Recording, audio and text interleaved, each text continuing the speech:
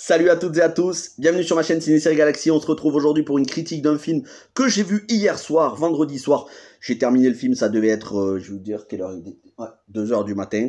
2h du matin, je termine le film, j'enregistre la critique juste après. On peut pas faire plus critique à chaud que ça. Ce film, c'est un film de genre avec Chloé Grace Moretz qui vient de sortir, ça s'appelle Shadow in the Cloud. Et mon Dieu, ce que je me suis régalé, un kiff de chaque instant. J'avais rarement été aussi tendu, aussi stressé. Je m'étais rarement autant rongé les ongles sur un film, tellement il y a de l'action, tellement il y a du suspense, et c'est une totale réussite. Et je vais vous en parler dans une petite partie sans spoilers, où je vous parlerai du synopsis et du casting, principalement les acteurs et surtout le scénariste, et une partie 100% spoilers, où je vous révélerai tout le scénario en entier. Alors, Shadow in the Cloud, qui est sorti le 15 avril chez nous, en VOD ou DVD, je ne sais plus exactement.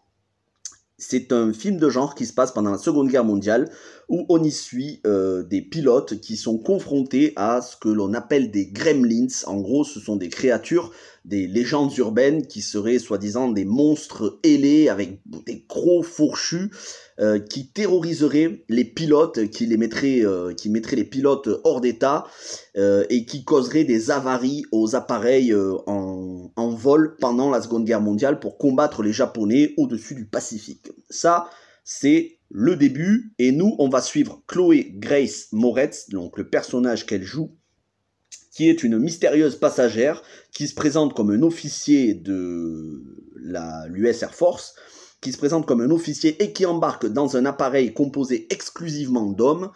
Elle a avec elle une mystérieuse mallette qui contient quelque chose classé confidentiel, mallette qu'il ne faut sous aucun prétexte ouvrir. Elle ne va absolument pas être prise au sérieux par tout l'équipage, en tout cas, allez, 90% de l'équipage qui vont être des mecs mais sexistes, machos, qui vont lui manquer de respect à un point comme c'était dans la réalité dans l'armée, hein. Tout le monde n'était pas respectueux des femmes, c'est pour ça que le film a été taxé de féminisme, mais on va y revenir. Et ils vont la mettre dans une tourelle de combat en dessous de l'avion, dans laquelle elle va être enfermée pendant que eux vont passer tout le séjour, entre guillemets, tout le vol à se moquer d'elle et à lui jeter les pires insanités aux oreilles, jusqu'à ce qu'ils s'aperçoivent que peut-être finalement ce gremlin n'est pas si imaginaire que ça. Voilà pour le scénario, je vous en dévoilerai plus dans la partie spoilers. Pour ce qui est du casting, Chloé Grace Moretz, qui a été révélée avec les Kick-Ass, que l'on a vu entre-temps dans des films d'auteur comme Sils Maria, de Olivier Assayas, avec Juliette Binoche, qu'on a pu voir dans des films de science-fiction young adulte comme La Cinquième Vague, qu'on a pu voir aussi avec Isabelle Huppert dans Greta, si je ne me trompe pas, et dans beaucoup d'autres films.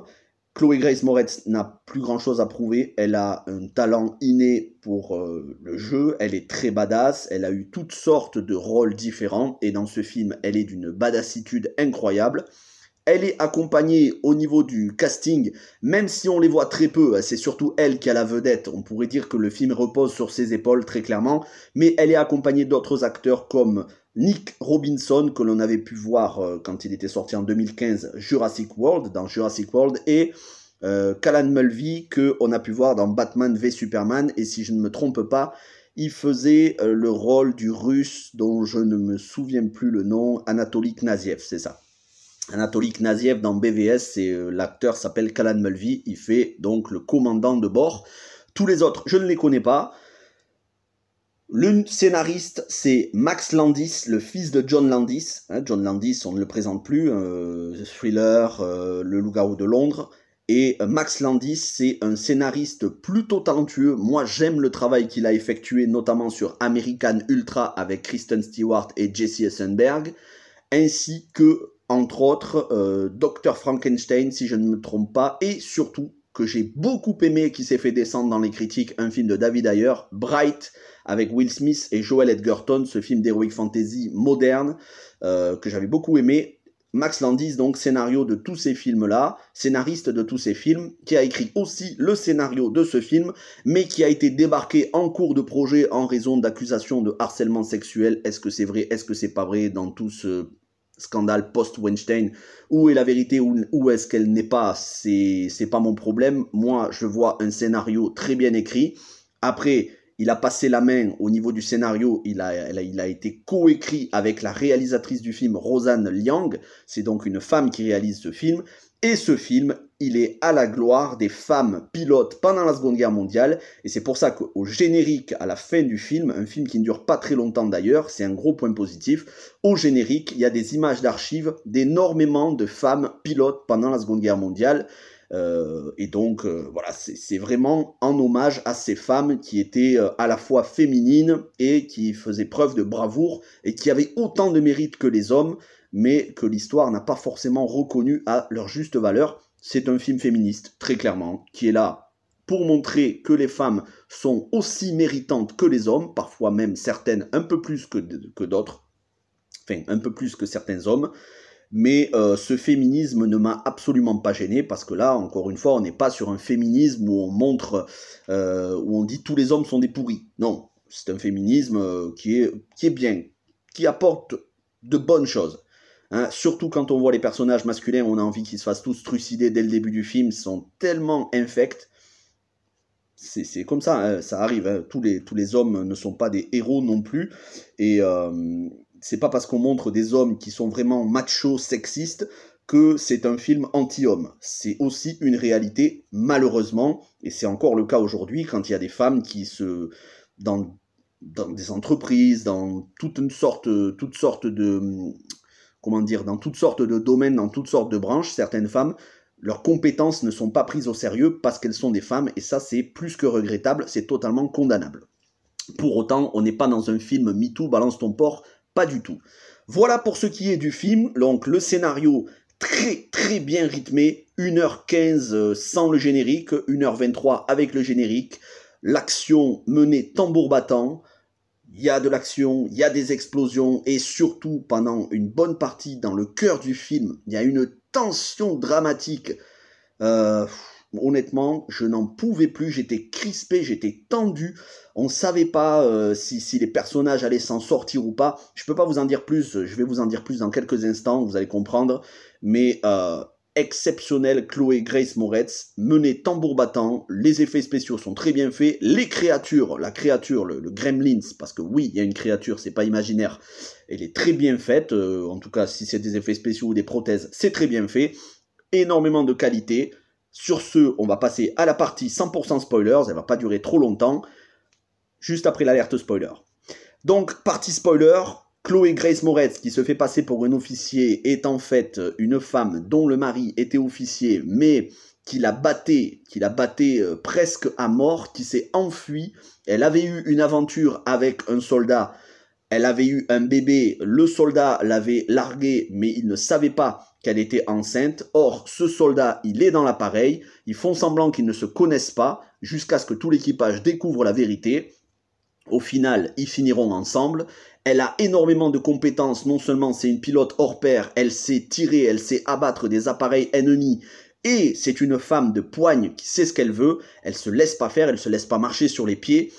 Non seulement ils vont se faire attaquer par les Japonais, elle va descendre tous les avions japonais, mais ils vont aussi se faire attaquer à l'intérieur de l'appareil par cette espèce de créature, ce gremlin qui peut à la fois voler, s'accrocher, il a des serres façon harpie un petit peu très dangereux, et elle va pas y aller de main morte, et à la fin du film, elle va le trouver, elle va lui tirer dessus, et même une fois qu'il aura survécu et qu'il essayera malgré tout de s'en prendre à elle, cette créature, elle va le démonter, mais alors elle va impressionner les quelques survivants parmi l'équipage, parce que oui, l'équipage va se faire décimer en grande partie. En gros, ne reste que ceux qui ont été polis avec elle, hein. Tous ceux qui étaient sexistes et machos, ils se font dégager, ils se font trucider, parfois de manière un peu violente, parfois on ne le voit pas, mais c'est pas très important. L'important, c'est que elle leur sauve la mise, elle prend les choses en main, et surtout, dans ce bagage, c'est là le cœur du film, dans le bagage qu'elle avait, c'est son bébé. Et son bébé, il va être mis en danger par cette créature, ce gremlin, pendant plusieurs fois dans le film, notamment une séquence qui doit durer 10 minutes, qui moi, honnêtement, je vous le dis, j'étais stressé, j'étais tendu.